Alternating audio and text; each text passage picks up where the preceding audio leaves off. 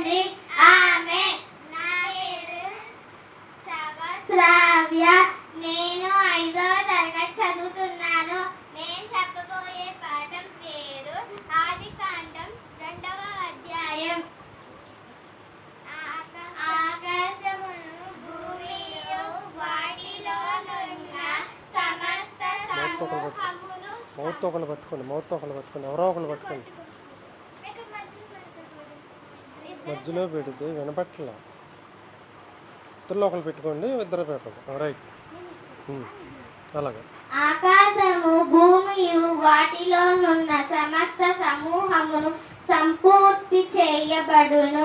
తాను చేసిన తన పనిని 7వ దినము సంపూర్తి చేసి తాను చేసిన తన పనిని యావత్తు 7వ దినమున విశ్రమించెను. కాబట్టి దేవుడు ఆ 7వ దినమున విశ్రమించెను, ఆశీర్వదించెను, పరిశుద్ధం చేయను.